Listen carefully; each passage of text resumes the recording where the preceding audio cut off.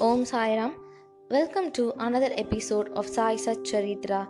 Today we are going to see about chapter 13. Baba's words were always short, pithy, deep and full of meaning, efficient and well balanced. He was ever content and never cared for anything. He said, "Though I have become a fakir, have no house or wife, and though leaving of all cares, I have stayed at one place. The inevitable Maya teases me often. Though I forgot myself, I cannot forget her. She always envelops me. This Maya, that is the elusive power of the Lord Sri Hari, teases the god Brahma and others. Then what to speak of poor fakir like me? Those who take refuge in the Lord will be freed from her clutches with his grace." In such terms, Baba spoke about the power of Maya. Lord Sri Krishna has said to Uddhava in the Bhagavad that the saints are his living forms, and see what Baba said for the welfare of his devotees. "Those who are fortunate and whose demerits have vanished take to my worship. If you always say, 'Sai, Sai, I shall take you over the seven seas,' believe in these words and you will be certainly benefited. I do not need any paraphernalia of worship, either eightfold or 16-fold.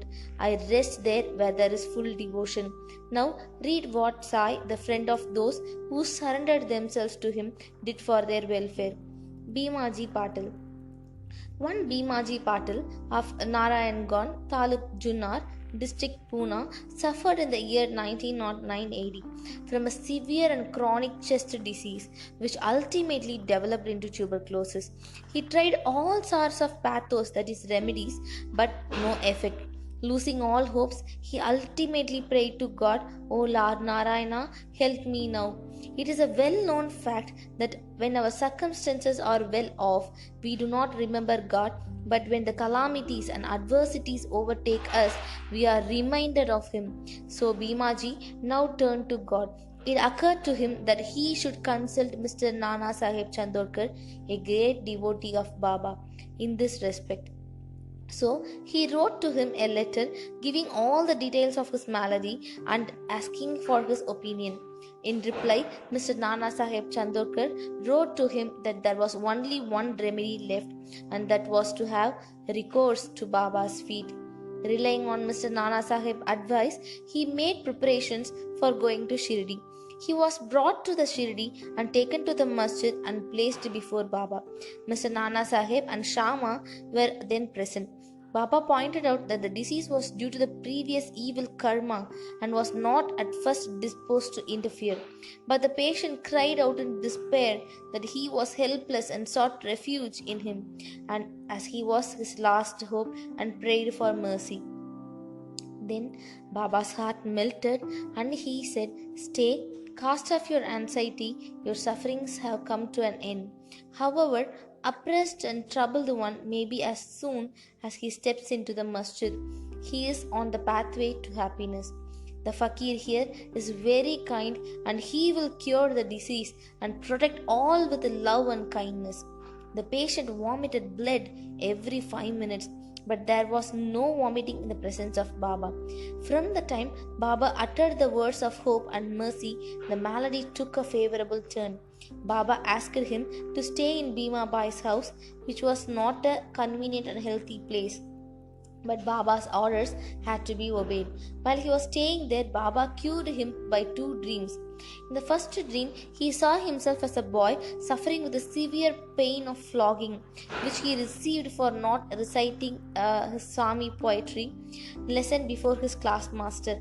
The second dream, someone caused him intense pain and torture by rolling a stone up and down over his chest.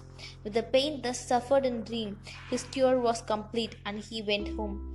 He then often came to Shirdi, gratefully remembering what Baba did for him and prostrated before him. Baba also did not expect anything from devotees, but grateful remembrance, unchanging faith and devotion. People in the Maharashtra always celebrate Satyanarayana Puja in their homes every fortnight or month.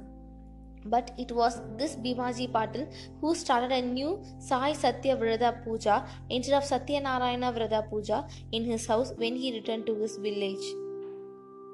Bala Ganapat Shimpi, another devotee of Baba by name Bala Ganapat Shimpi, suffered from a malignant type of malaria. He tried all sorts of medicines and decoction but in vain. The fever did not abate a jot, and so he ran to Shirdi and fell on Baba's feet. Baba gave him a strange recipe in this case as follows. Give a black dog some morsels of rice mixed with the curd in front of Lakshmi temple. Bala Shimpi did not know how to execute this recipe, but no sooner he went home than he found rice and curds. After mixing them together, he brought the mixture near the Lakshmi temple when he found a black dog waving its tail. He placed the curds and rice before the dog. The dog ate it, and strange to say, Bala got rid of his malaria. Bapusaheb Booty. Shriman Bapusaheb Booty suffered once from dysentery and vomiting. His cupboard was full of patent drugs and medicine, but none of them had any effect. Bapusaheb got very weak on account of purgings and vomitings, and therefore was not able to go to masjid for Baba's darshana. Baba then sent for him and made him sit before him and said, "Now take care, you should not purge anymore." And waving his index finger, the vomiting must also stop. Now look at the force of Baba's words. Both the maladies took to their heels, disappeared, and Booty felt well. On another occasion, he had an attack of cholera and suffered from severe thirst. Dr. Pillai tried all sorts of remedies but could give him no relief.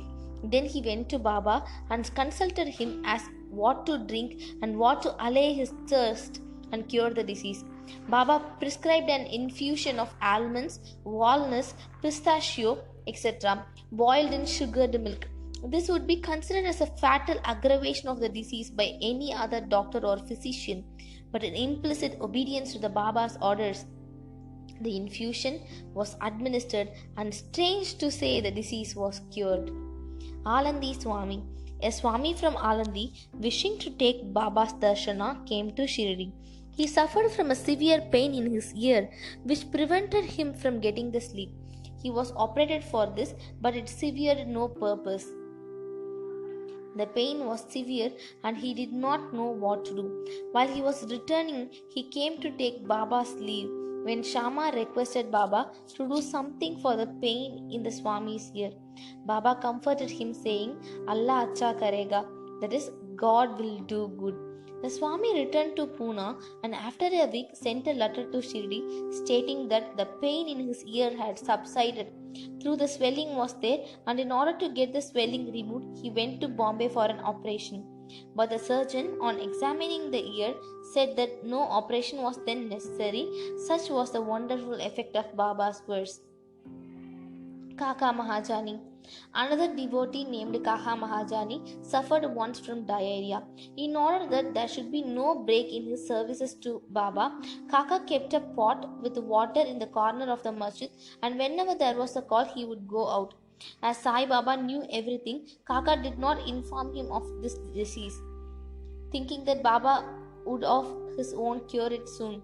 The work of constructing the pavement in front of the masjid was permitted by Baba, but when the actual work was begun, Baba got wild and shouted out loudly. Everybody ran away as Kaka was also doing the same. Baba caught hold of him and made him sit there. In the confusion that followed, somebody left a small bag of groundnuts. Baba took a handful of groundnuts, rubbed them in his hands, blew away the skins, and gave the clean nuts to Kaka and made him eat them. Scolding and cleaning the nuts and making Kaka eat them went on simultaneously. Then when the bag was finished, Baba asked him to fetch water as he felt thirsty. The Kaka bought a pitcher full of water. Then Baba drank some water and made Kaka also drink it. Baba then said, "Now your diarrhea has stopped and you may attend to the work of the pavement." In the meanwhile, other persons who had run away returned and started the work, and Kaka, whose emotions had stopped, also joined them. Are the groundnuts medicine for diarrhea? According to the current medical opinion, groundnuts would aggravate the disease and not cure it. A true medicine in this, as in other cases, was Baba's verse. Dastopant of Harda. A gentleman from Harda by name Dastopant suffered from severe stomachache for 14 years. None of the remedies gave him any relief. Then, hearing of Baba's fame that he cures diseases by sight, he ran to Shirdi and fell at Baba's feet. Baba looked at him kindly and gave him his blessings. When Baba placed his hand on his head and when he got Baba's udi with the blessing, he felt and relieved that there was no further trouble about the malady. Towards the end of this chapter, 3 cases are cited in the footnotes. Madhavrao Deshpande suffered from piles. Baba gave him the decoction of Sonamukhi, that is senna pots. This relieved him. Then after 2 years, the trouble again recurred and Madhavrao took the same decoction without consulting Baba. The result was that the disease aggravated, but later on it was cured by Baba's grace. Kaka Mahajani's elder brother, Gangadhar Pant suffered for many years from stomach pain. Hearing Baba's fame, he came to Shirdi and requested Baba to cure him. Baba touched his belly and said, "God will cure." From that time, there was no stomach pain and he was completely cured. Nana Sahib Chandarkar also once suffered from intense stomach pain. He was restless the whole day and night. Doctors administered syringes which produced no effect. Then he approached Baba, who told him to eat barfi, that is a kind of sweetmeat mixed with ghee. This recipe gave him complete relief. All these stories go to show that real medicine that cured the various diseases permanently was Baba's verse and grace, and not any medicines or drugs. Bow to Sri Sai, peace to be all, and please don't forget to subscribe the channel. Thank you.